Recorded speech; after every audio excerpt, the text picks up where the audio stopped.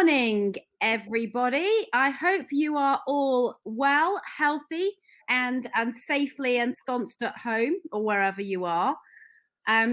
Tom's just sharing the presentation for us now, so we can go through that.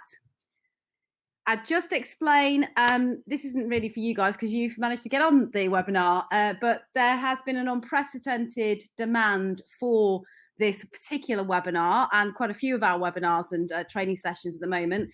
So we've become oversubscribed on our current capacity. So a lot of people have wanted to join us today and haven't been able to get in. We're just going to look at extending the capacity for our webinars so we can fit more people in. But if you have colleagues who have not been able to get into this session, then they can see this as a recorded version in the DIA Academy after this. So if you want to spread the word that it's available there as well. And obviously a lot of the stuff that we'll be talking about today in terms of the learning is going to be in the courses and resources that we have associated with the register as well. So just waiting for us to get up the presentation properly. Tom is going to be my more able than me assistant tabbing things through. So if you hear me keep saying tab it on, Tom, I'm not just being bossy. He's just the one who's got the controls of this one this morning. So if you haven't joined a DIA webinar before, how it works is we mainly do it with the presentation, not video of me, because all you'll see of me is me looking into a camera on my laptop. So it's not very exciting. And I will be looking at your comments whilst I'm presenting, and also trying to answer your questions as much as we can as well. So if you do have some queries, either hit the chat button, or there's also a question button you can hit and ask us questions as well. I'm joined this morning by Howard Redwood, one of our very experienced and expert driver trainers who works with us here to help us develop our professional training resources. He delivers a lot of our fleet provision and is a wider expert in health and safety as well as on-road risk as well. So please direct your more technical questions to Howard rather than me, and he'll do some bits and pieces as well. Sadly, we don't have Olivia with us today, but she will be involved in our webinars going forward, hopefully too. I can see we've got a lot of people signed up. Hi, everybody. Just for those who just joined us, this is Carly, the Chief Executive here at DIA. I'll be leading the webinar this morning. And as I said, I'm joined by Howard Redwood as well. So the time is now 11 o'clock, so I am going to get cracking and let's see where we go with this. So as I say, we'll be delivering some points about key worker training in general today, as well as telling you about the resources that we have available for driver trainers. And then we'll take some Q&A about some specific queries or concerns that you may have on this subject. You can also email the support@driving.org email on this topic as well. We've been taking thousands of calls, thousands of emails on a huge variety of topics since this crisis hit, from financial advisory to, training itself to, to key workers, all that kind of thing. So, keep those questions coming, keep that feedback coming. I will say, however, feedback, we are professionals. We all try and be professionals. Please keep your abusive and threatening emails to a minimum. Not everybody, it's not necessarily our members, but we have received them. It is very upsetting for our staff who receive them. They're not immune to the problems of this crisis. No one is. It's society's great leveler in many ways. And I think, when people are genuinely trying to help, it is unhelpful for us to receive communication in that manner, or see these social media posts that are sometimes personal and sometimes completely unfounded in what they're actually saying. So, we respect that people are angry and frustrated at this time, but we cannot respect the manner in the way that some people are communicating with our team at this moment in time. The majority, as I said, are giving feedback, whether that's negative or positive, in a professional manner, but there is a coterie of individuals who would prefer not to behave in a professional manner, and I think that's a sad reflection on the profession as a whole. Not so much as a problem for our staff when they have to deal with that.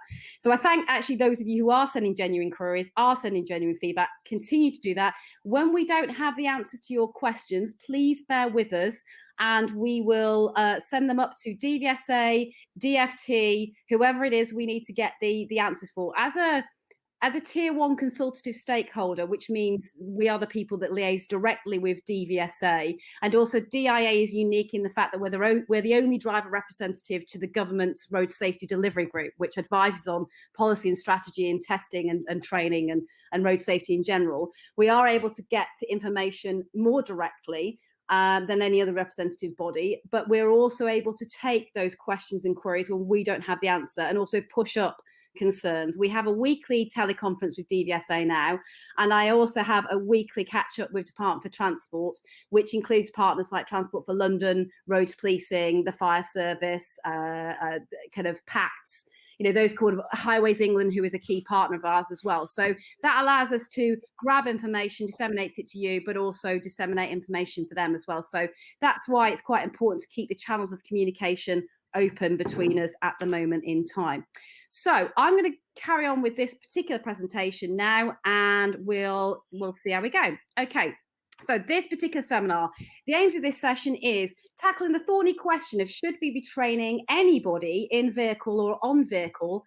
Good morning to some of our rider trainers that I can see have signed up. We haven't forgotten about you on the roads at this time. We're going to look at what are the key definitions of who a key worker is. We're going to look at forms of validating key workers, validating who they are and whether they do need essential in-vehicle training at this time, because we've got to make sure that if we are doing training, it's necessary and it's essential. We're going to look at critical worker tests and the process on those, and why some people may not be getting critical worker tests that you may deem are critical workers, and how is this situation with testing going to evolve. We're going to look at briefly, because a lot of this information is in the register resources that are now free as well, so people can access those. Managing the risks of COVID-19 in training. We're going to look at the other key area that is prevalent in this crisis that is connected with what you do for a living. We're not just delivering these training resources specific to this crisis in the context of mitigating the spread of coronavirus. What is also happening is we're having an increase in occupational drivers. People who've never driven for work before are being required to drive for work and in pressured circumstances. And it's one of the highest areas of risk we have on our roads. So we're not just providing training here to trainers about how they mitigate the risks of coronavirus. We're in training. We're also delivering training about the occupational risks and how your pupils have to manage them when they're driving independently, and how you can help them do that in your training. We'll also look at some personal protective equipment advice, terms and conditions for your business and how they could necessarily be altered at this time, and we'll give you a little bit of the lowdown on the key worker, driver and trainer register at this moment in time. If we can tab on then, Tom. So the big thorny question we have at the moment, and it's causing lots of debates, is should we be delivering driver training at all at this time? We recognise driver training makes it difficult to maintain social distancing guidelines. So in general, the practice of driver training is discouraged for the very fact that it's extremely impossible, more or less, to achieve social distance in the context of a normal car. Now, rider trainers have less of a challenge in this respect, given the very nature of their work is distance when on road and actually in the training environment in their ATBs, apart from in the classroom, and there's not that much classroom stuff going on. But a lot, if it is, there's social distancing measures in place, blah, blah, blah. But we accept that following government directives on social distancing and doing driver training is not something that is easily achieved. But however, we do have the need to get frontline workers mobilized at this time in order that they can mitigate risk in doing their jobs as nurses, paramedics, fire service, police, key workers who are delivering pharmaceutical goods, delivering supermarket goods, all of these people in health and social care, teachers, they have a need to be mobilized. So that is deemed as an essential need to help key workers at this moment in time. I know the advice from DVSA has not been helpful at times in terms of when asked the direct question, should I be training at that time? They'll point to the social distancing guidelines, and therefore the inference is, no, you shouldn't do it. But I think the email that they sent to you all last night did give some further clarification to the fact that they are aware people are training, and that if it's in relation to key workers, it is something that is understood at this time that is an essential need. We, as I mentioned before, we also need to make sure that we don't forget about this other very key public health risk. And this is why I've been able to argue with DVSA and DFT, not so much argue, we've consulted closely with them about the development of these resources, and they do support them.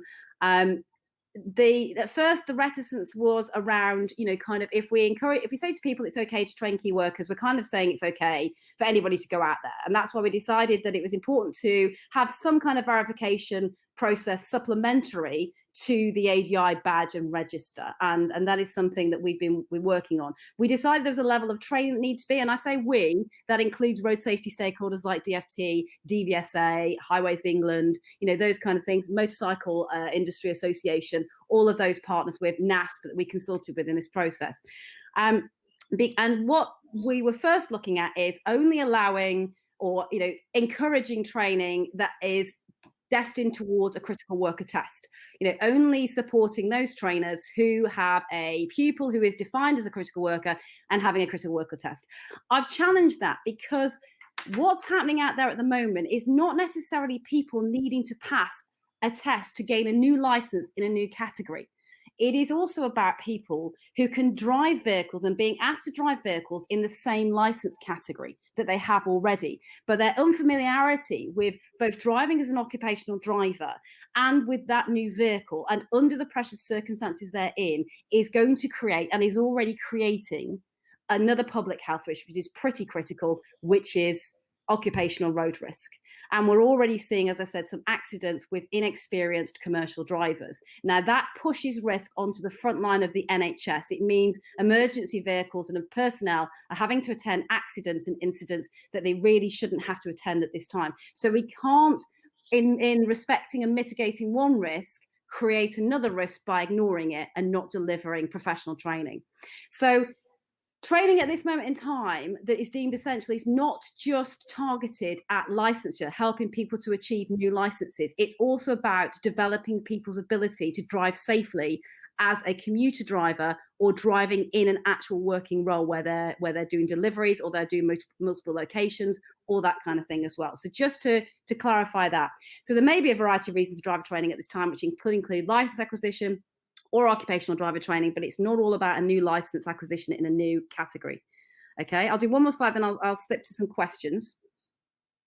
Can I just tab on, please, Tom? I'll have a look at the questions whilst you're doing that. Okay, so let's have a look at the definitions of key workers. Now, on the gov.uk website, if you tap in key workers at the moment on gov.uk into a Google search, it will pretty much take you straight to that page.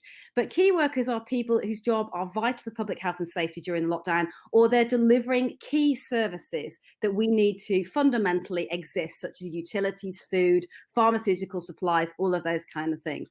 Because their work is so vital, government is keen to ensure that they are able to carry out their jobs with as little restriction as possible.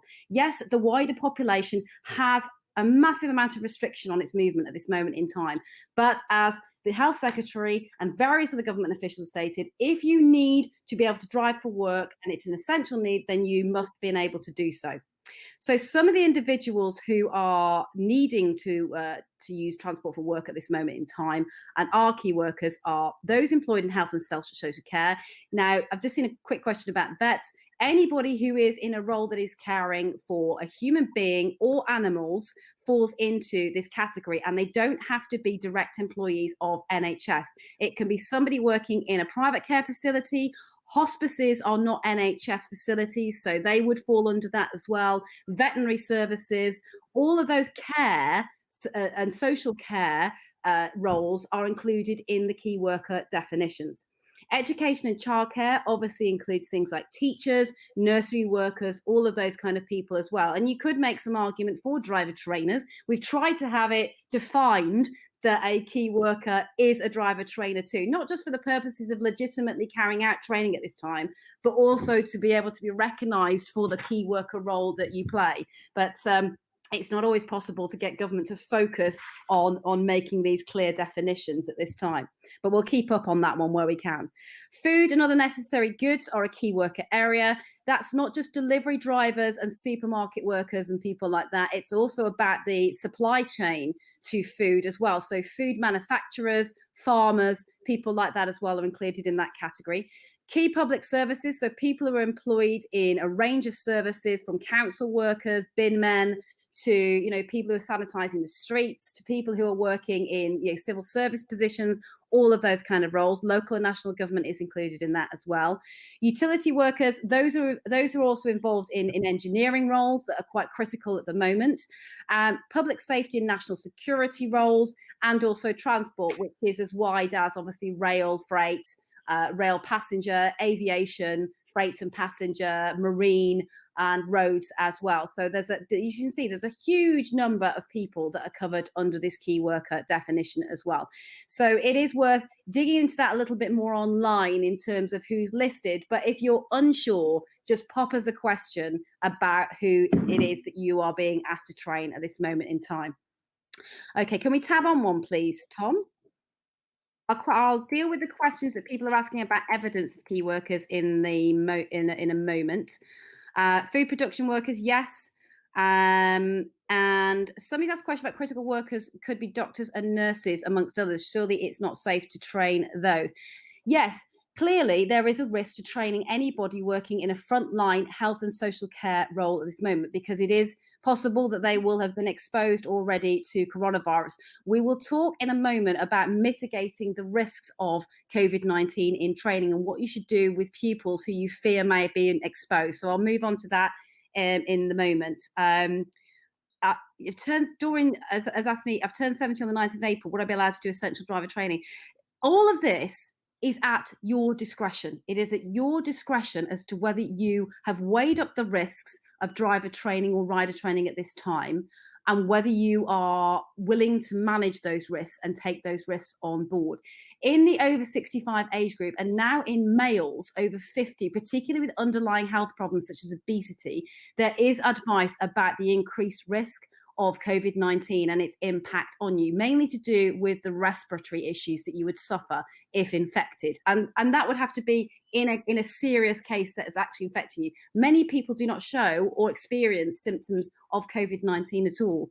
So if you have no underlying health conditions, you feel fit and healthy, and you feel able to, we cannot tell you whether you can train or not. It is entirely at your discretion and entirely at your risk. So we will leave that decision to you. All we can do is offer advice and support. Okay, so I'm going to go on to validating pupils, and this is about the validation needed, that they need things like a theory test and a practical test from DVSA, but also the validation that we're looking for the register application as well. So it's not advisable to deliver driver training at this time unless you are able to validate that who you are training is a key worker, and additionally is a key worker who needs to train or develop their on-road driving or riding at this time. Now, why I say to demonstrate the need for this training, we want to mitigate people being out on the road at all at the moment. Traffic volumes have fallen, but not necessarily as significantly as you think. And actually, accidents per volume of traffic have increased slightly in some areas. I was speaking to Transport for London yesterday, and they've had motorcycle accident increases in a much quieter population of traffic, but per volume of traffic, they're quite worrying. So we don't want too much stuff on the roads. So we don't want people doing training that don't need to be there. Not every key worker will need training because they're not necessarily driving for work at this time, or need to drive for work, or cannot access other forms of transport to do that. So how things are being prioritized in terms of the DVSA world is people who essentially need to be put in or on a vehicle to be able to be mobilized to have most impact in their role right now. And that will include people like paramedics, people like nurses, people who are having to offer their services at multiple locations when before they've worked at a fixed hospital address, now are having to go around several hospitals to do their work, or several clinics, because there's just not enough people to do these jobs. And also people are falling sick and not able to do the roles as well. There is an example that we sometimes use, which is do you prioritize for training or for testing the supermarket worker who's actually going to be out on the road delivering, or the guy who says, but I need to be able to commute to my job in the store where I'm picking and packing? Well, the driver needs to take precedence, because their risk is both greater in terms of they'll be interacting with a lot of kind of human beings on deliveries, even though there's delivery protocols in place, but equally their road risk is going to be greater than the guy who's simply commuting to and from a fixed space every day. So there is a triaging system when it comes to testing to understand who has an essential need to be tested at this time, given there's very, very limited test slots available for theory and practical tests. I would advise that trainers look at the same kind of triaging system when people approach you. Who is it that has an essential need for that training or development of their driving because they are exposed to the most risk in the driving sense at this moment in time? So validating that is an important thing. Forms of validation for the actual person being a key worker can include a letter from, or a copy of the email from DVSA confirming they have a critical worker test. That is just one form of validation. We don't need to see that necessarily, because in the register sense, because the person might not be training towards a test or licensure. They might be training towards development of their driving. They're a full license holder, but they want some on-road training to help them with the vehicles they're now being asked to drive or the increased amount of driving they're doing. So a letter from their employer confirming they are a key worker needing to drive for work is also a form of validation, and DVSA will use that form of validation as well for the key worker tests as well. Or if your key worker has a form of recognised employer ID, so their employer ID, i.e. Sainsbury's supermarket, blah, blah, blah, or a letter confirming their employment, or, kind of anything that confirms their role and they work for a key worker organisation, or many individuals will have an ID badge which demonstrates that they work in a form of key worker environment. So a scan, a photo, or an upload of that is sufficient for entry onto the register. We just need to validate that the people we're giving certification to are indeed employed in key worker training and are not people who just want to use this to be able to take out their 17-year-old pupil who's not even working at the moment and create that risk as well. So those are the kind of validations that both DVSA will seek, and also we're seeking to supply this additional voluntary certification. So can I tab on one, please, Tom? Now, there are many key workers doing an amazing job, helping to keep us safe, helping to keep the country running as normally as possible. But then, as I said before, they're not all going to get a key worker test.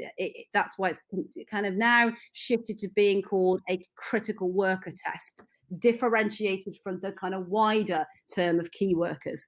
This triage system is in place, so those who need the tests most urgently will get them. They'll be allocated on that basis. I think there's been an initial demand for over 50,000 practical tests, and in that are some vocational, some motorcycling, that kind of thing. There are obviously prioritization to things like police officers who are now being required to drive vehicles in different categories than they're normally driving. So they may normally be driving patrol cars. They're being asked to drive things on D1 or C1 licenses. Paramedics, who obviously they're trying to recruit as many new people into the services as possible, who will then need to drive a vehicle as part of that. But they're also looking at ways of getting certain staff more mobile and more quickly mobile on things like 2 powered wheel basis. So going for their motorcycle license so they can be more agile in their mobilization at this time. So that's why you'll see that test slots are kind of triage, because we've got a vastly reduced capacity to test at this time. It's not a case of, well, hang on a minute, how's it vastly reduced? Just open up the test centres, get some of these examiners back to work who are being paid anyway, and away we go.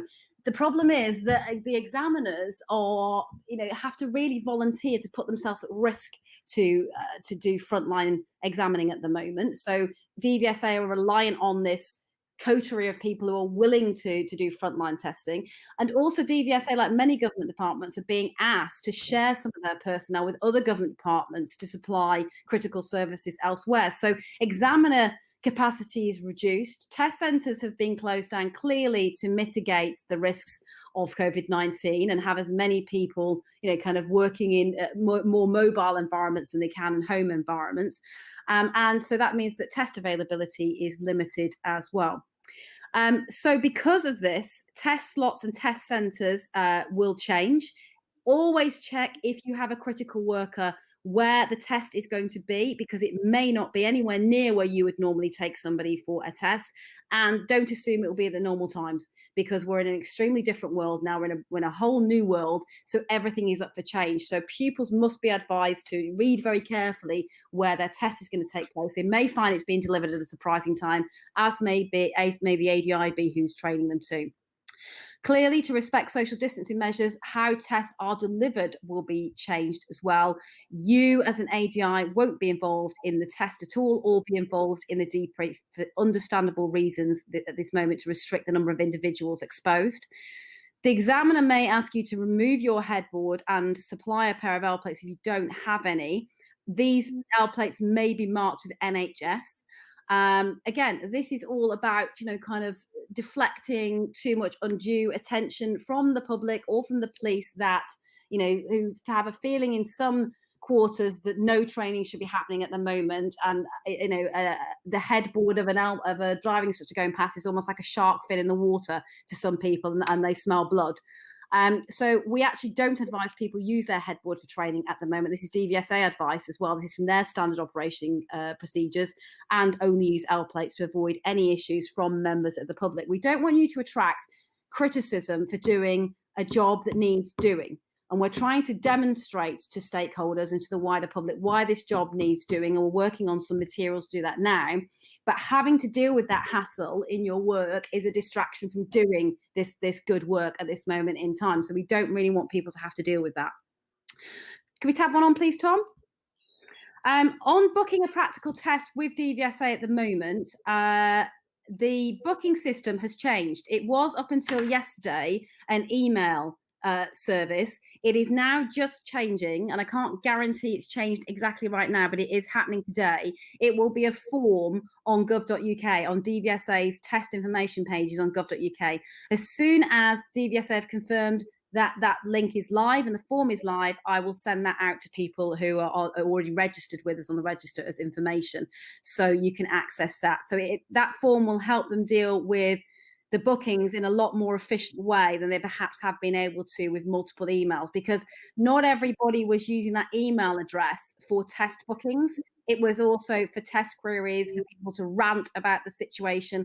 All those emails that aren't specifically requesting a test can be very disruptive and create a burden on a process which slows it down massively. So they're trying to direct genuine test bookings to the right source.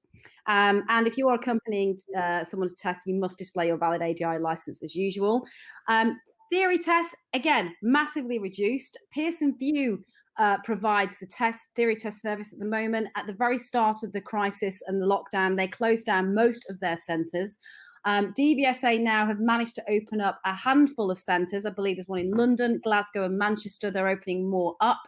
And also they're working with people like the MOD to provide theory test centres as well. And I think they're working obviously with Pearson to see if other test centres could be opened up. These will be opened up to key workers only, critical workers in the first place, to be able to provide them with a theory test as soon as possible. So you can apply for that emergency theory test at the moment, and it is emergency theory test only. DVSA have communicated last night that they hope to be able to open up theory tests for the wider population from May the 9th. But bear in mind, everything is under review. A date will be given out in the best intent to give us some line of sight about when things can return to normal again. But until lockdown restrictions are lifted formally, they keep being extended. So therefore, dates keep being pushed back on practical tests and theory tests as well. So expect further disruption until we've technically released everybody from lockdown. And even then, it's about getting back to normal business as soon as possible. Can you tab me on, please, Tom? Now, I'm just going to, what I'll do is I'll take the questions at the end, and I'll cover most of the points that people are asking me. They're quite similar questions on here. I think I'm going to hand over to Howard, if you don't mind, so I can have a look at some of the questions and scribble down some responses, because Howard, you're better at the in-training bit than I am. Howard, do you mind coming in and doing something on the managing the risks in the lessons itself? Yeah, no problem at all. Good morning, everybody. The situation with trying to mitigate risk, trying to reduce the risk, obviously, is as Carly's been saying, that the training needs to be necessary in the first place. But if you have got to get in the car with someone, there are certain precautions to take. First of all, the best thing to do is to phone them before you even get there, to ensure that they are well and they haven't been in contact with someone who is in a high risk situation, or they haven't just flown back into the country from being kept abroad. The link you've got there for the NHS is a good place to look for what to do in that situation. If you have got to do a call with them, ask them to make sure that they wash their hands thoroughly before they get into your vehicle. Also make sure that you sanitize the vehicle very carefully as well. Everything that is touchable needs to be wiped down, including seat belt buckles, the fasteners, the adjuster for the steering wheel, the door handles inside and out, the window controls, the stalks, the steering wheel, the horn, the light switches, and even the key, handbrake, gear lever, anything at all that is going to be a contact point for that person, the seat runner trying to move the seat backs and forwards. Anything that's a contact point must be sanitized prior to them getting into the vehicle, and sanitized again when they leave, so that you can drive to wherever you're going to in a clean vehicle. And then if you are actually got another session booked straight after, you would need to sanitize that vehicle again before the next person gets in, having made a phone call to ensure that they are safe to be able to drive. It's the same for the motorcyclists as well. Ensure you phone or the ATB phones to make sure if they're coming for CBT, or you are doing DAS or whatever you're doing with these people, that they are well to be there. And with them being in leathers, stop regularly enough to get the helmet off and check their temperature, not necessarily with a thermometer, but ask them how they're feeling, because it could be, if they're with the leathers on and the weather getting warmer now, you've got to make sure they understand what their body's telling them and whether they're actually going down with anything. If you get a situation on the road, you're motorcyclists, and someone does fall ill, you would need to dial the NHS 111 number and get advice immediately, because although they have been segregated on the bike and in leathers, once you start doing your little chats on the side of the road, you must keep the distancing regulations, but you dial 111 to find out how these people are going to get picked up and get back to your ATB to find out how the vehicles are going to be recovered, because once someone's got it in your group, none of you can go anywhere at all. So just for motorcyclists, it's slightly different. Once you've made contact with these people, just be sure that you've also explained to them how payments are going to be made as well. Ideally not to do money. Try and do it by backs or by card or whatever. Try to avoid handling cash if you can. Ensure that you have gloves, and if you feel comfortable wearing masks, do so. And what is now being advised is that because of the close proximity issues, especially if you're not wearing a mask, that you try not to turn and face the person you're training. Very difficult indeed, because body language speaks a lot. But the medical people are saying that if you are in this close proximity under need, which you pretty much are, then try and face forwards all the time when you talk, and try not to talk at the person. That's what they're saying is quite important. If you'd like to move on, please, Tom. Of course, you can always ensure that when you are doing these sessions as well, that the people, you still have to do the plans for them. It's no different. There might be a slightly different environment for them, and with it being a little bit touchy with what's going on, and there could be a lot of distractions in their life, but make sure you plan and make so they get the value for money for the time that they're in the car, to because the risk is so high. So explain what you're going to do when you make the call. There will not be any handshakes. There's obviously no personal contact. Wash your hands with sanitizer immediately before the session. You tell them that you'll be keeping windows open. If you've got air conditioning on, the best time to have it on really is only on the way to the site. It's probably better not to have air conditioning on while you're training. There's been a bit of a bone of contention over air conditioning, because it does spread germs, etc., as well, and only really works properly if the gas is quite new and it has been infiltrated with the, for want of a better word, disinfectant. Is a cleaning agent that goes into the gas and it keeps it cleaner. If that has been sat still, your vehicle's been sat still for some time, yes, it's good to put the air conditioning on to get it to work, but it's best not at the moment in this current time to have those airborne germs in the vehicle. So drive without it, put the temperature down to nil, and keep the windows open as well. Let them know that the car will be sanitized, or the vehicle will be sanitized before they get in it, because we've got the word car here, but we are talking about people in C1 vehicles like ambulances, and also people driving vans like the Ocado vans, the Sainsbury's vans, etc. And you'll be avoiding using cash, and other methods of payment will have to be discussed with them. Have you got any questions there, Carly? Yeah, I'm going to just, I'll tell you what, I'll skip the questions that have just come into this bit here, because yes, there'll be a PDF version of this presentation. Sorry about the sound dipping. Some people are working from home at the moment where the Wi-Fi is not as good as what I've got here sat in the office. The question over allowing people to join the register in advance of training key workers. What we're trying to do here is mitigate the risk of people joining the register, using the certification, and then not training key workers. And when we've spoken to DFT and DVSA about this process, they would prefer us to be having validation. It literally takes about half an hour max to do the online course and theory test for the ADI. As soon as you've actually got a key worker approach you. Now, as soon as somebody contacts you, you will have a conversation with them about rates, times of lesson, all that kind of thing. At that point, you can ask them to send you a letter from their employer, a picture of their ID badge, anything like that, or even an email from their employer. Or if they are an employee, I will accept an email from their employee work address with their role underneath it. We all, as you see, if I write to you from DIA, you've got my electronic signature on there that tells you that I'm the chief executive and I work for DIA, and you can see it's my work address. And I can, we can very easily validate people from those kind of things as well. So, we are prepared to be flexible about those prior registrations with people.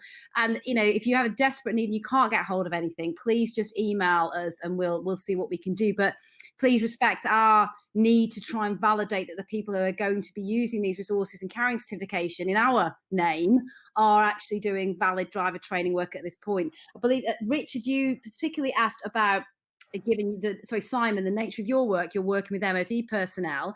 If you could obtain a letter from the barracks or the MOD unit you're carrying out training for, confirming that generically and generally you deliver training for them, or the driving school who has the contract to carry out that work, then that will suffice. So I hope that helps. If it doesn't, email me afterwards.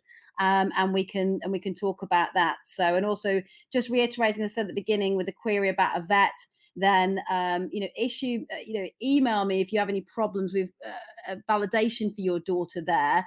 And we can actually look at alternative forms of that. But that's just what we have to do to try and.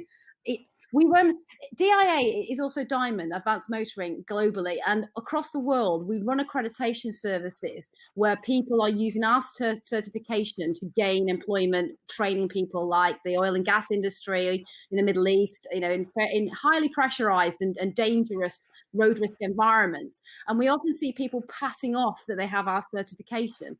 So we have to be very clear that people are doing the right things to achieve that certification and have validation of what they're doing as well. So Howard had just managed to move on to, before the lesson, the protocols that you should explain to your pupils so they feel comfortable with what they're going to be experiencing. And that's going to include things like explaining to the pupil no handshake or physical contact will take place. You're going to be asking them to take the right hygiene measures about washing hands before they meet with you. You're going to be keeping ventilation in the car, air circulating at all times, so they should therefore be wearing appropriate clothing.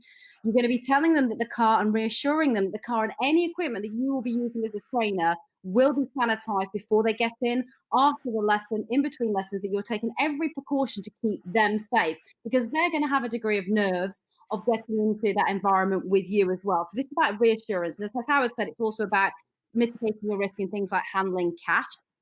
So I'll move to the next slide. Once you are happy, and again, I reiterate, this is all at your discretion. It's about your safety as much as mitigating the risks of other people's safety being compromised and the wider population. So once you're happy that you've done the pre-lesson check and the pupil is in good health, that they know what they should do before getting in the car, that you've informed them what to expect from you, you should explain all of this, and then you get to the point that you will be actually training them. So, the other thing to pre-warn your pupils about in case they turn up with someone, you're not going to take any accompanied training at this time. Again, skipping back to Simon on the MOD type question, the training of soldiers, obviously, again, you're going to have to look at the situation that in a lot of soldiers who do driver training, they tend to prefer to do 1 or 3 even candidates at a time in training. I mean, whilst people might disagree with that practice, it is actually quite useful in terms of exposure for the pupil to drive with passengers, etc. But the MOD does train on that basis quite a lot. So you need to think about that at this time, and hopefully the MOD will agree with you that that needs to be limited because of social distancing measures. But again, that is a conversation between those trainers working in that particular space, and at your discretion as to how you manage that risk as well. Once you arrive at the pickup point for the pupil, you should again assess whether they are well enough to start the lesson. No, we do not expect you to be doctors. And we know we have a nationwide and global problem at the moment being able to tell who has COVID-19 and who hasn't. However, the NHS guidance on symptoms should give you some insight onto what to look for. So don't let them get into the car straight away. From a distance of 2 meters, have a conversation with them to assess whether they've seen themselves have a persistent cough that you did not notice before, or they look like they might have a fever or high temperature, are pale or ill in any way. Frankly, COVID-19 is quite useful to all of us because it is making us aware of the risks that we incur in general life without a pandemic. So health risks can be something that you guys suffer from in normal life. So being more aware now and having focus sharpened on those risks, is something we should be cognizant of, and making sure that whenever we're engaging with pupils, we make sure we are limiting their risk to us as trainers, your risk to them, all of those things. So always try and assess something about your pupil's health. If you've ever worried about someone's state of health, then we really shouldn't be allowing them behind the wheel for contagion risk, but also for their on-road risk of being ill, distracted, fatigued, and not able to drive that vehicle as well. And I'm sure most of you professionals have been doing this kind of thing already. If you are not 100% happy with the state of your pupil at this time, then do not take that lesson. It is that serious. We know that. So you do not have to justify your position. That's not a cough from COVID-19, I hasten to add. That you are cancelling the lesson. Yes, it will be a massive inconvenience to both of you, but that is not the predominant issue here. It's about protecting yourself. So you should explain that why you're cancelling the lesson and that it's for everybody's good. But it is really the best thing to do if you're really uncomfortable.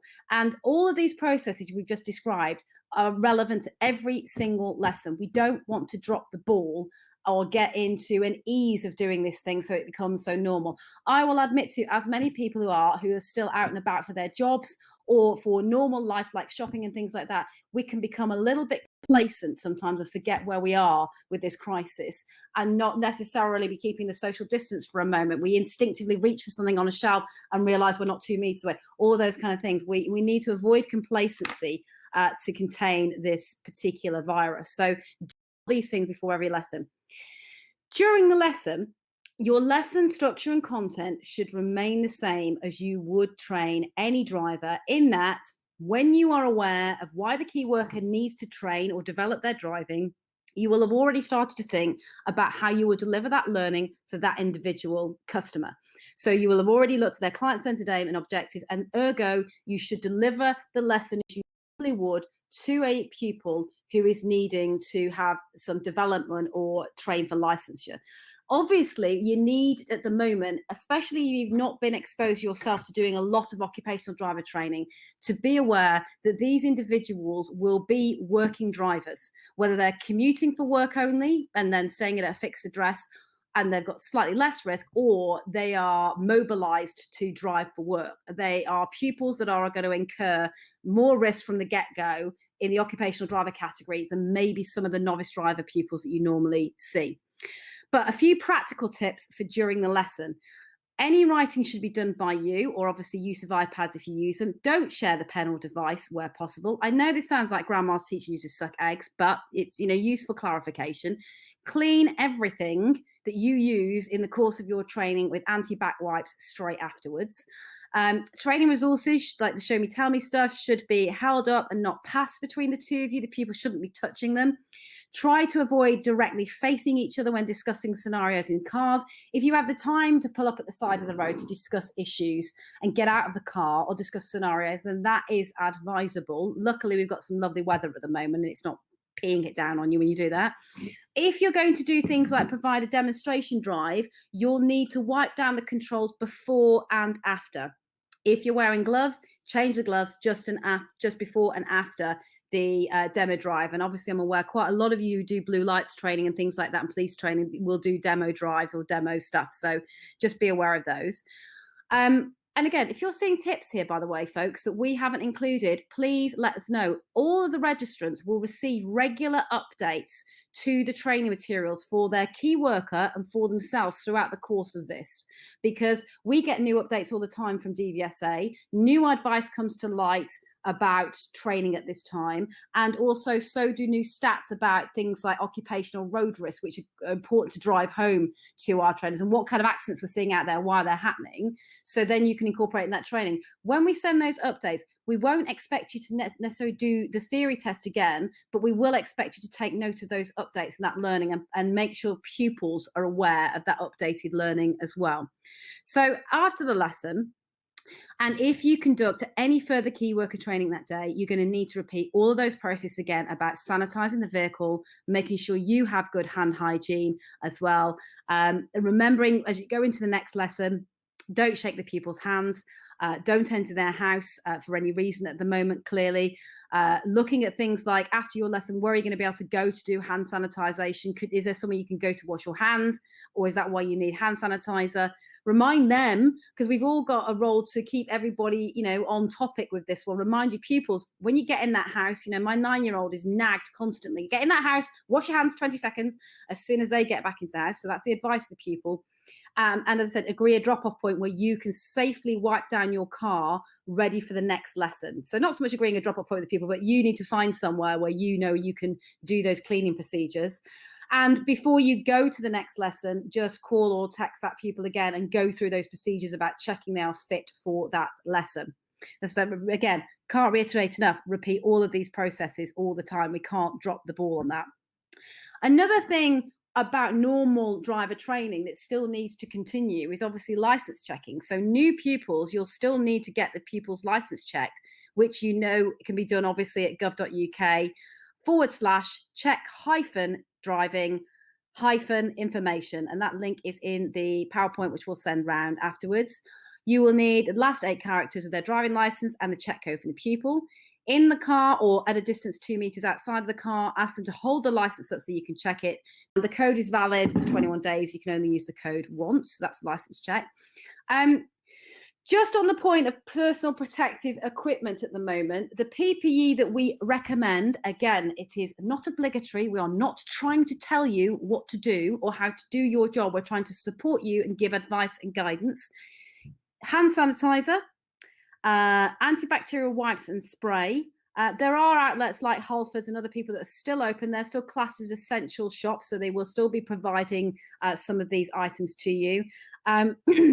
We recommend that you should have a supply of disposable bin bags in the car and put all wipes and tissues from you and the pupils in the car as well. Obviously, hand the bin bag to the pupil to put their items in them. Don't touch them in any way. You've got to imagine basically you're a doctor working in a highly exposed environment to some degree. It's kind of don't touch anything, like whenever you visit a hospital. Change the bin bag after each lesson and dispose of it responsibly. Some other PPE advice that we give is disposable gloves if you can get hold of them. So just keep changing them frequently, but you still have to clean your hands thoroughly when you're putting them on and after you've taken them off. Some pupils have a latex allergy, so check with them if you're going to be offering them gloves that you're not causing them to have discomfort in another area. Obviously, we've said you need to change those gloves more than you actually think. So look at the NHS advice and look at the online advice about the use of gloves. Face masks, it looks increasingly likely that, you know, the advice on face masks will change. And as we talk about social distancing measures and protective measures having to be in place for up to a year from when we feel the virus has peaked, they're starting to talk about should more of the population be wearing masks as a protective measure. We would recommend that you do try and get a hold of a supply of masks, or you do try and follow the advice online about producing your own masks. It gives you a level of comfort. It is some level of protection. It might not be the most effective, but it is some level of barrier. And obviously, if you're using disposable ones, you've got to keep changing it. There's no point wearing the same one between lessons and taking all of those other hygiene management measures if the mask itself on the outside has trace of the disease as well. Wear clothing, both you and the pupil, that's appropriate, covers as much of you as possible, including arms and legs, so limiting the amount of skin that can be exposed. I know it's hot, but with the ventilation we're encouraging as well, that should be comfortable. And like somebody on the front line, it's kind of drop your drawers almost as soon as you get home to protect your own family and household. Put all of that stuff that you've worn that day in a bag that is like a cotton bag or a pillowcase or something that you can put straight into the washer with no other item of clothing, and make sure that you wash those clothes thoroughly in a hot temperature. And also, perhaps if you can't get them into the wash straight away, put them in that bag and put them outside for the time being as well. But there is advice about PPE equipment online, so do look at that. The most important factor for driver trainers and rider trainers is it's essential PPE equipment does not impede yours or the pupil's vision or ability to control the vehicle at this time. We see people in supermarkets. Some people are just blithely going around with no mask whatsoever, and then their colleagues wearing the full-on facial visor and things like that. They're like a welder. Clearly, some of those items are not suitable for training because they can impede how you train. We've also been asked by the haulage industry, and there's some discussion ongoing in the taxi environment, what about those protective screens that you can get that are like a shower curtain, for want of a better description? And could I use those? I don't know how effective they'll be in terms of communication when training. I suppose the fabric ones or the vinyl ones would be fine, but anything fixed like taxi drivers use, not so fine. But you also have to check that we're talking to Fleet about this at the moment, any adaptations that you make to your car at this moment in time, just check that that's not going to impede your insurance as well. Other considerations to make around the training itself. Clearly, you're going to need more time around these lessons than you would in normal lessons to clean down the car, to ring your pupil, to give yourself a break, because you're an occupational driver too. So you must follow, guidance on your occupational risks as well. So schedule these lessons nicely spaced apart for you to do that. If you can go home between lessons to wash your hands thoroughly, please do so, but have a look at where you can access soap and water on your route to do that, hand sanitizers on board, all of those kind of thing. I know this is not going to be possible, so it's very easy for me to sit here and say it, but try and avoid, if you're doing this kind of training, using your training vehicle for personal use at this time and family members using it, because obviously we want to protect your household as well. So try and limit that training vehicle to just for this purpose. If your family members have to use it to travel in, try and do that at least 72 hours after the lesson. If not that, obviously, all the hygiene measures of cleaning down the vehicle after your last lesson of the day are terribly important to protect those most precious to you. And if you do have another vehicle you can use for personal tasks, all the better. And as well as good hand hygiene, the other massively critical important factor in mitigating the spread of COVID-19 is to avoid touching your face at all times. A little bit on terms and conditions. In the course, we talked to you about the need to develop your terms and conditions at this moment in time. Because we're saying to you, and at your own discretion, you're going to have to possibly make late cancellations of lessons, i.e. you're just ringing your pupil and you fear now that they are exposed to the virus and you don't want to take them out, or they turn up at the lesson and they are looking pretty peaky, and you want to cancel the lesson, it's important that you have late cancellation in your terms and conditions to protect you as well. And that late cancellation needs to be around not just a late cancellation because the pupil's not fit to drive. It may be that you become ill or fear that you've been exposed to the symptoms or to the spread of the disease, and you decide to cancel the next lesson. So look at your terms and conditions and make sure that you're covered for those things. So there's more on that in the course. The other big risk we have at this moment in time in the context of driving is, as I've referred to earlier, and I'm not going to go too much into this one now, but what we're seeing here with training of key workers is people are new to driving for work at all, or significantly increasing the amount of driving for work they are doing. That is why we are not advising that training at this time should only be for people who are gaining a license. If you're training somebody for defensive driving purposes, if you're training somebody who's never been exposed to motorway and high-speed driving before, or they're uncomfortable taking long journeys at sociable times of the day, such as after dark and early mornings, it is better, and it is a need, to train those people and make sure they are dispatched from you safely than worry so much about the other factors here. We don't want to create, as we're starting to see, road traffic collisions that require emergency service personnel to be distracted from the job that they need to do around managing the spread of this disease. We had in our meeting yesterday with government the example of 3 young lads who decided to go for a drive because they were bored, and they crashed their car, and that crash required 13 different emergency service vehicles to attend the accident or be involved in some way. So, and if we're seeing that with bored youth who, want to go for a bit of drive, there's risk in, the factor of people driving under pressure and stress in new environments, in new vehicles. And Highways England yesterday reported that they're starting to see quite a lot of commercial driver crashes on the network as well. And I'm just going to update the key worker and occupational driver risk slides in the register information to reflect some of the risks that we're seeing out there on the road and how to tell pupils how to best manage them. The kind of things we're seeing are people being given a van that they can legitimately drive, whether we agree with it or not, on their license they have at the moment, and they are going out and they're driving it like the small car that they would normally drive. So they're driving it at a speed that vehicle is not greatly handled at in normal circumstance by an experienced driver, and they're losing control because it's not doing what their car would do. It's not braking at the same distance. It's not cornering as their normal vehicle would do, and they find themselves at a loss and at a massive risk doing that. So you might have witnessed it yourself.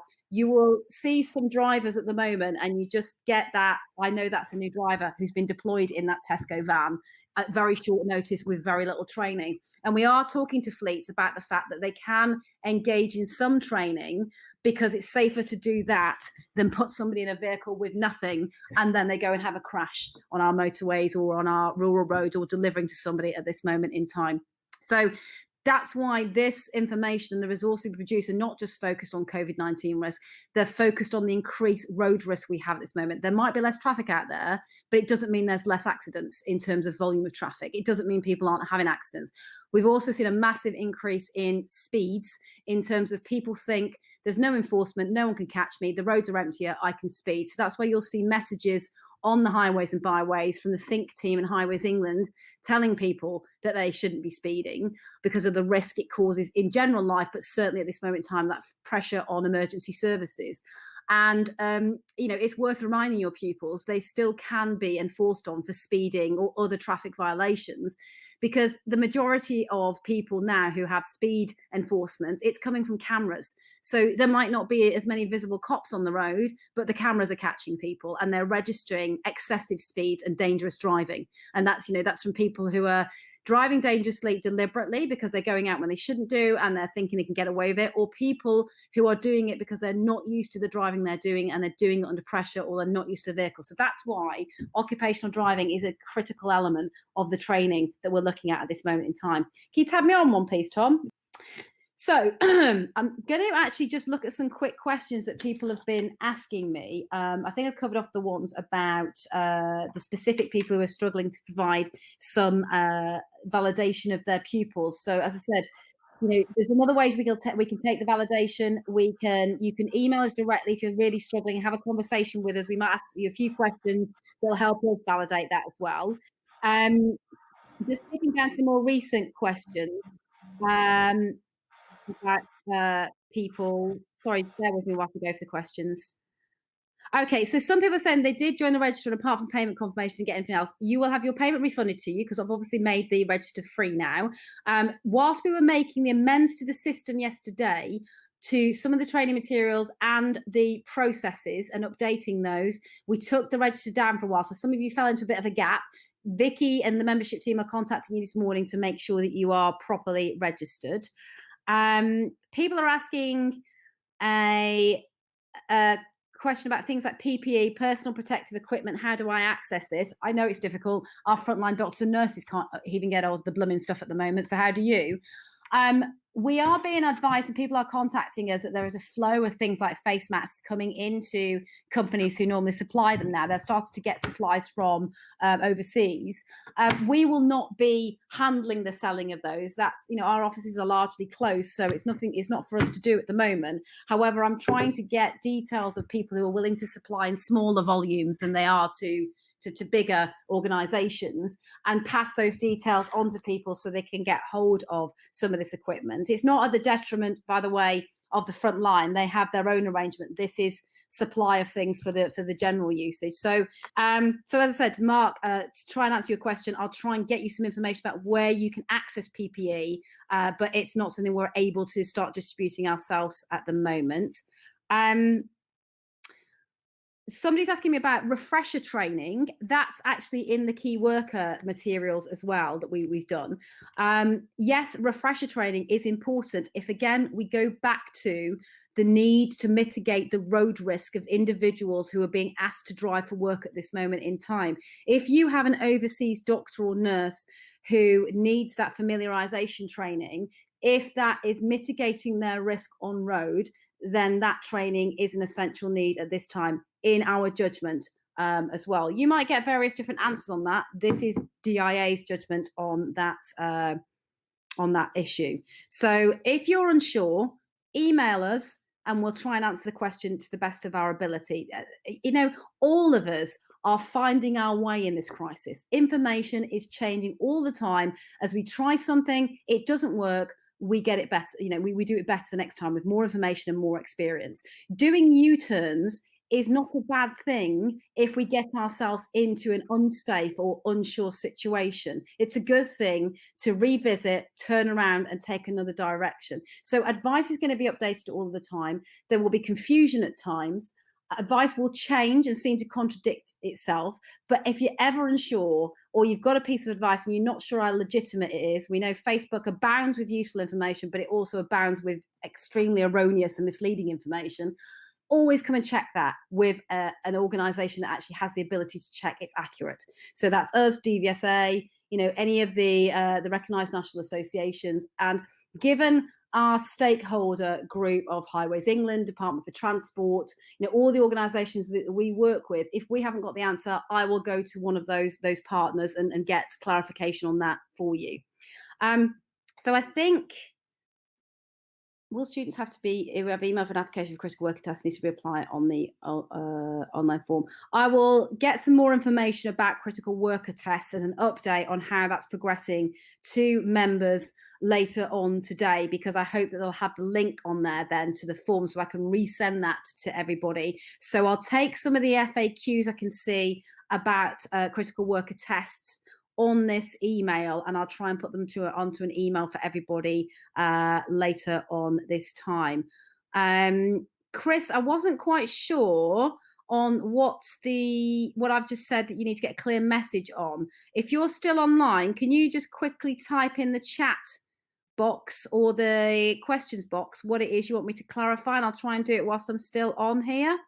Carly, I've already sorted it with him. I'm going to be talking to him about it later on because it's a bit of a complicated question. Okay, no problem at all. Just nipping back to the chat. So there's yes, somebody's asking about, is advanced motorcycle rider training still valid? again, going back to if it helps somebody mitigate their on-road risk, then delivering training of the nature of that to key workers would be considered something that was necessary at this time. I know that actually a lot of the big training providers have mothballed or furloughed quite a lot of their personnel at the moment. So it's quite difficult to get certification, support, all those kind of things. They're largely working from home. They're not necessarily delivering training themselves. They're not necessarily clear on the guidelines. So if you want to check around advanced motoring, advanced driving and training, and you're seeking certification and you're one of our examiners, things like that, email us separately on that, because we can give you advice and possible certification through Diamond and advanced tests through those people as well. We have some examiners who are willing to still deliver assessments on road as well, so we can possibly do that. So that, I think, answers most of the questions. I'm just going to quickly touch on the police issue. There are some people on Facebook who are saying things like the police aren't stopping anybody, they're not fining anybody. That is untrue. Fines have been levied to driving instructors.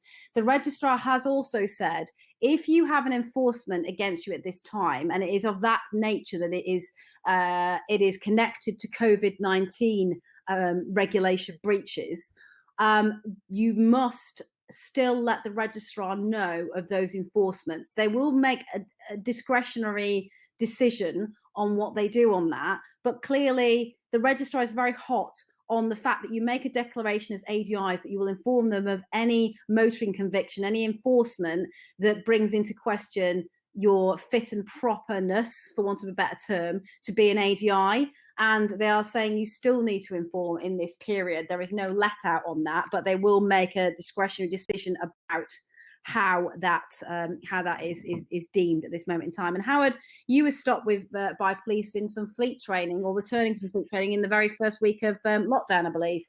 Yes, I was actually thrown out of the hotel as well, because when we got the information that there was a lockdown, the hotel was told to close, and it threw everybody out. And that was in the early hours of the morning.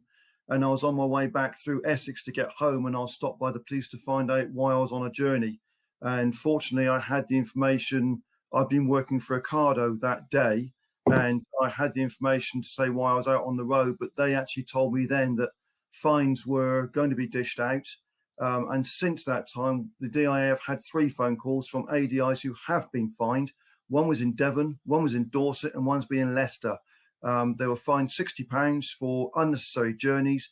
2 of them were training key workers. So it is happening. There has been a lot of misunderstanding, and this register is hopefully going to try and sort all that out, because the DFT have been in touch with the Police Chief Council to let all of the police forces know that there are instructors out doing stuff for key workers after ADIs were missed off the key worker list. And this is why this has come about. It's not us trying to put something out that shouldn't be out there. When the DVSA said they were putting key worker tests aside, slots aside for tests, we automatically assumed that we were key workers, and it turned out it wasn't the case.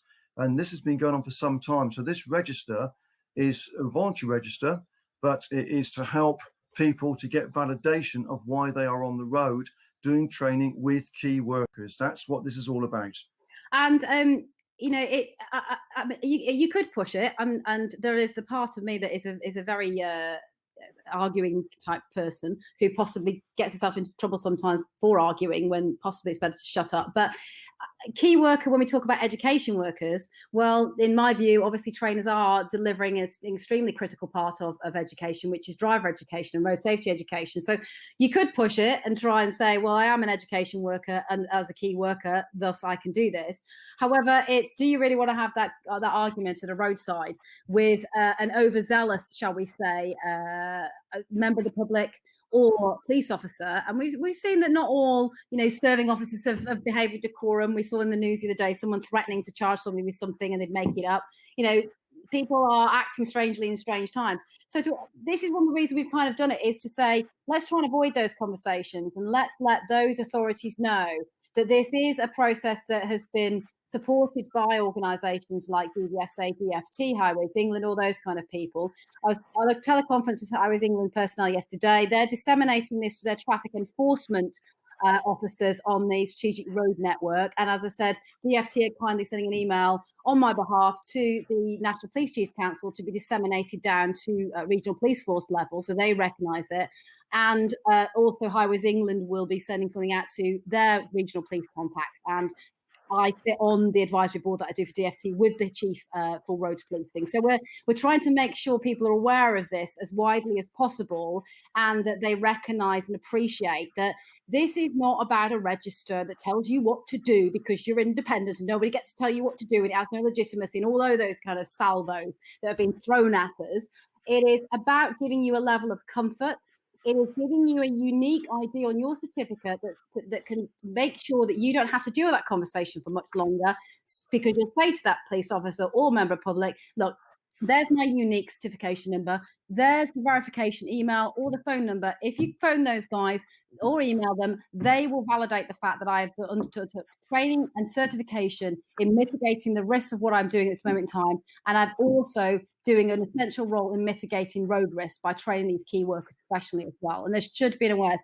It'll take some time for that awareness to filter down, by the way. I can't just send an email, and neither can DFT, to a regional police force and they take it on board and say, oh, well, that's great then. Thanks, DIA. Thanks, DFT. That's sort of all like that. So it's not going to be without its bumps in the road, this process, but we're trying to do our best to help you out. If you're a key worker, because the other part of this is that you will get sent when you're registered a little link to another part of the register that has training resources, so an online course and a voluntary theory test for your key worker. That looks at their road risk. It wises them up to the fact that they now have increased road risk and what they can do to mitigate it. Again, I'm updating those materials at the moment with a focus on speed. We were looking at fatigue, we looked at distraction, we did look at speed, but speed is becoming a real problem out there at the moment as people don't think they'll get caught. So, you use those resources, you send those to your pupil, not us. It's something as a bonus for you to send on to your pupils, and give us feedback if you want more stuff in those courses as well. And they're useful for normal life when you do occupational training as well. But if your pupil wants a key worker, driver or rider certificate producing, just to pop in their car as well. I know the NHS give their staff stuff they can pop out in the cars and things like that. Obviously in a police car, you're not necessarily going to be challenged on your driving, though you should be sometimes. We can supply that certificate to the key worker as well. It won't have necessarily a unique ID number or anything like that, but it'll have the verification details. Somebody just asked me a quick question about the data that we are processing under GDPR. We're following the regulations closely. The data we are taking is very scant about the key worker, and it will be disposed. It's held securely here. It's not used for any other purpose. It will not be passed on to any other third parties. That's clear as they fill out the forms themselves and you. And also it will be disposed of as soon as the registration expires. The initial registration is for 3 months. If the crisis continues, we will look at, as all measures, we will look at lengthening those and granting a kind of renewal of that as well. But any data of the trainees themselves will not be used in any way, and it will be disposed of securely once we're out of this crisis. Just to give you a quick, Jen, because I know you've all been very patient and bearing with us this morning on technical difficulties and me just waffling on as usual. But the process is basically go to the website. You find out more about it. We've got some more information about it there. You have to take an online training course about it. You have to do a short theory test about it so we can see that the learning has been embedded and taken on board in some way. That gives us reassurance that supporting people through this, you're not going to be taking unnecessary risks. Then once that is all completed, you will be emailed a PDF of your certificate with your unique ID number. Your details are added against that unique number to our database so we can check you if somebody has a problem out there. You can print that PDF off and use it however you want, as many times. Obviously, you don't share it, you don't swap it, you don't give it to anybody else. We will remain vigilant for other people using this. If you see them and you suspect they're not registered in any way, then please let us know. We do this internationally. We see people passing off our accreditation all the time, and we do act on those individuals when we see it. you can help us with feeding back on the resources and seeing where we need to do more advice or more training. We'll send you updates to the training as we get them. As soon as you get your certificate, you'll also be sent the link that the key workers can access for their training materials should they wish to take them. I would advise that they do, because they're in an unreal environment as it is, plus the occupational driving thing. And we will expand the resources as we see fit during this crisis to help you. But if you've got ideas of what more we can be doing, then please let us know. I will dedicate our resources to this. I've made these resources free. We will subsume the cost of those ourselves, and we will make every effort to continue to support people in this manner. And, you know, for those who've been highly critical who represent other organisations in this space, I just hope you're focusing on what more you can do to support this industry at this time, rather than trying to undermine the efforts of my hardworking staff who have spent a lot of time on this initiative as well. So that is, I think, really the swing through the register itself and how it works. Any questions, you can email us. The register link is there for you to see. And I think that's all we've got for you at this moment in time, folks. I'm sure things will occur to us. We'll look at some of your FAQs afterwards and try and answer those as much as we can. We'll perhaps put a little FAQs together from this session. And if you feel concerned in any way about the process or anything like that, again, feedback to us. As you can see from my email, as you can see from my change of decisions, I am willing to revisit things. I'm a great self-reflector, as we encourage our students to do, as you are yourself, hopefully. We will revisit topics, we will revisit decisions, and we will amend them if we see fit. And we have to be open to doing that in normal life, but certainly in this very weird world where everything has changed in our world, we have to be prepared to do that at this moment in time as well. So all that remains for me to say right now is, sorry about the technical difficulties today. This is the thing about working remotely at this moment in time. We hope this has been as useful a session as it can be for you. Give us feedback on what else we can give you in terms of advice, guidance, and support. I hope you stay well and stay safe out there. Obviously, absolutely, honestly, we are, you know, tacit and you know, kind of complicit in encouraging maybe you to take a bit of risk on by facilitating some of these materials. There is always that debate to be had, but this is truly at your discretion and a voluntary thing for you to undertake, key workers, at the moment. You know, I think people should be applauded and supported for taking those risks, and I think, you know, it's something that, you know, it's not an easy decision to make. We completely respect those who do it. We completely respect the opinions of people who don't think it should be done at all. There are valid arguments on both sides. All we can try and do is try and make it as safe as possible. I have an ethos in life that stopping people from doing things completely can often throw them into a reverse turn of wanting to do them and taking more risks by doing it under the radar. Sometimes we need to allow people to be exposed to a little bit of risk, to be able to experience how they're going to manage that risk. And that's true for road safety and driver training in general. And if people are going to go out and do this anyway, then we're just trying to make sure that they can do it in the safest way and the most professional way they possibly can. So hope that's been useful. Stay well, stay safe out there, and I hope to see you all in some manner soon when we get to, hopefully, the other side of this crisis. Take care, everybody. Bye-bye.